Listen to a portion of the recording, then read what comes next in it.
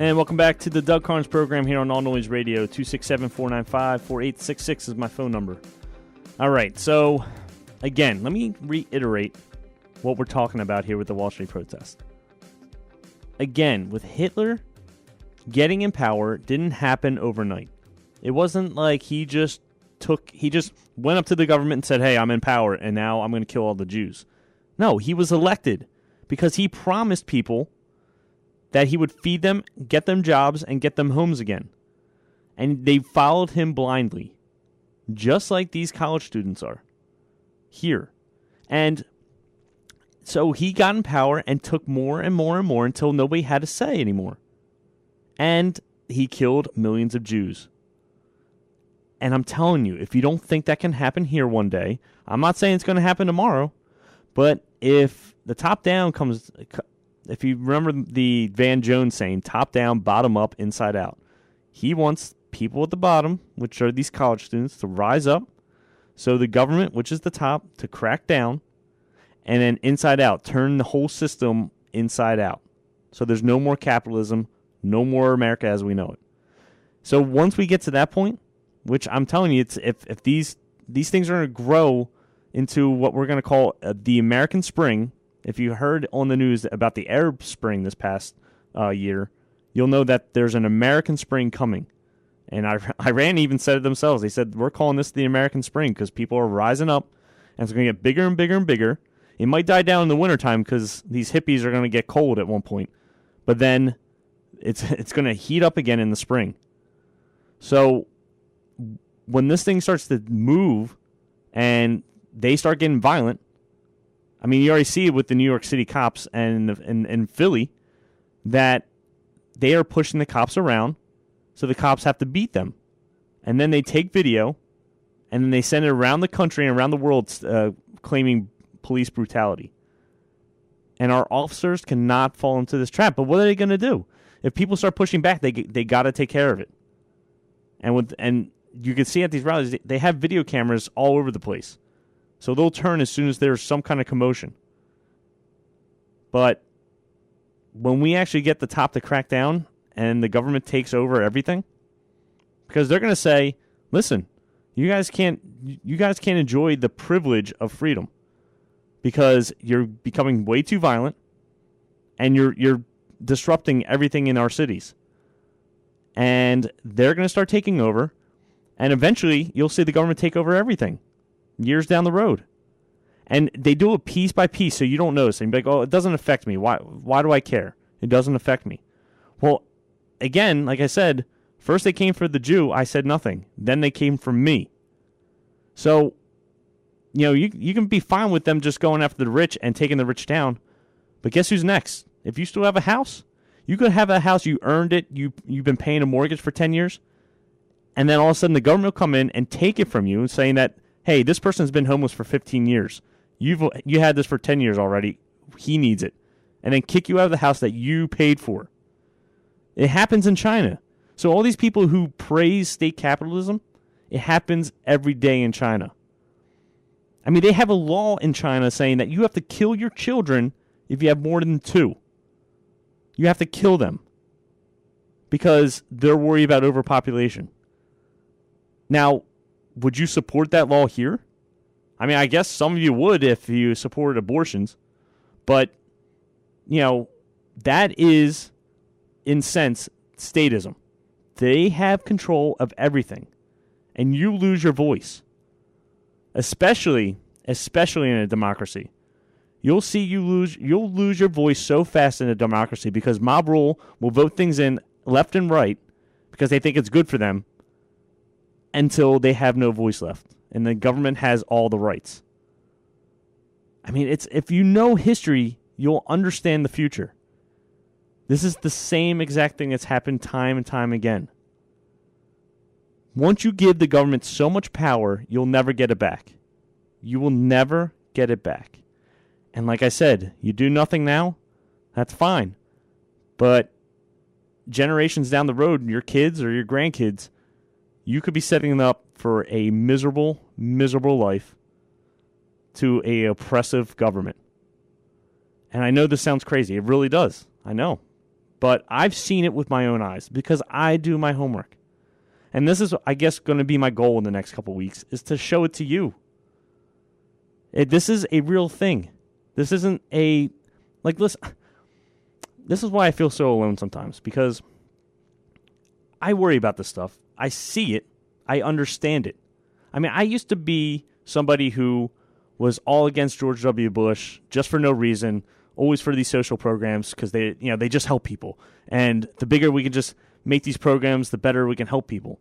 Well, ask yourself this. How does it help people? Because I'm pretty sure there's tons and tons of unemployment going on. People aren't getting the help that they can from Medicare and Medicaid. People are on long waiting lists. So what kind of help is the federal government at this point? And the more money we put into it, the less people are going to be getting their help. It never works. So, again, like I said, I just feel so alone sometimes because people don't see it. And I don't want to think about this. I don't want to worry about this stuff. I just want to come home, lay on the couch with Maureen, watch TV, play a little Xbox here and there, enjoy my life, eventually settle down, get married, have kids, and again, enjoy my life. But I can't do that when all this stuff is going on. And it's getting bigger and bigger and bigger. Like I said, it's no coincidence that these protests in Egypt spread all the way over here. It's the same thing. Same exact reasons. Because the rich have too much money. The government isn't doing enough. And it's spread, and I promise you this, that Europe will fall right before us. They will fall, and it's just going to crash the entire world into a depression, and then eventually us into the point where you're going to see major civil unrest. This is nowhere close to being unrest yet. This is why you need to pay attention. And it sucks sometimes. It really does. I feel like the most alone person sometimes because I see it and nobody else does. And I promise you, the people that know me in my life know that I'm very objective when it comes to this stuff. I've known both sides because I used to be that person who blankly just believed everything on the left, that everything was good because it sounds good. You know, on the outside it sounds fantastic. You know, let's take the money from the rich and give it to the poor. And just on the outside it sounds good, like it makes sense. Redistribute the wealth. Well, when the rich are already paying 44% of the tax burden, the top 1%, that these 99% people are going after pays 44% of the tax budget. And the bottom 50% pays 2.7%. Now you tell me what's fair. They're paying almost half compared to what the bottom 50% is only paying 3%. So what is their fair share? So when you start taking more money from these people, who's going to provide the jobs? You know, if you start going after these 1%, and then, you know, it's not going to fix everything once, you know, they take down the 1%, then they'll go after the top 5% and then the top 10% until it collapses into this communist country and everybody's on a level playing field. Do you want to be operated on a doctor who's getting the paid same amount of money as a trash man? Who's going to have a motivation to go to really practice hard in medical school if they know they're only getting paid $40,000 a year? See, it's high risk in medical school for high earnings when you get out of it. That's the high reward. But that doesn't happen in communism. So again, ask yourself this question. What happens if you take all the money from the bankers and from the wealthy 1%? Where does the investment and jobs go in this country? Nowhere. Are these losers on the street going to provide the jobs? I don't think so. So this is why you need to ask the question, what next? If you take the money from the rich, what next? What happens next? What do you do? What's the next procedure? What happens? And nobody seems to have an answer for that. Except for Van Jones, who is a self-avowed communist who worked in the White House with Obama. I mean, Obama himself during the campaign saying redistributing the wealth is good for everybody. No, it's good for the noble class, the politicians, the ones that are in bed with the government. And by the way, these protesters did a tour of the rich billionaires in New York, and they only stopped by the quote-unquote conservative ones who lean conservative in politics, but never seemed to stop by the CEO GE of General Electric. And as a unrelated point, GE, the CEO of GE, serves on Obama's advisory board, economic advisory board. See, this is all not a coincidence. This is what they want: top down, bottom up, inside out. It's been in works for years now, and it's finally made its way here. And what do you think if we collapse our system and we have no government, we have no economy? What do you think our foes over in Iran and Saudi Arabia, Jordan, Syria, you think they're going to move and they're going to strike on the United States? Let's move now. You bet your ass. Because we're not going to have a government to fight back at the time. And just look at this terror plot just came out yesterday, on Tuesday, that it was tied to Iran, and they sent bombers, or they were planning on sending bombers to kill the Saudi ambassador in D.C. and the Israeli ambassador.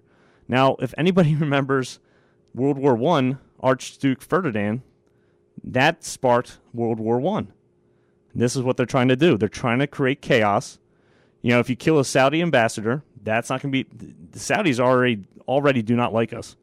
Because, between us being in Egypt in Libya, when Saudi Arabia told us not to go in there, not to disrupt anything, we did anyways.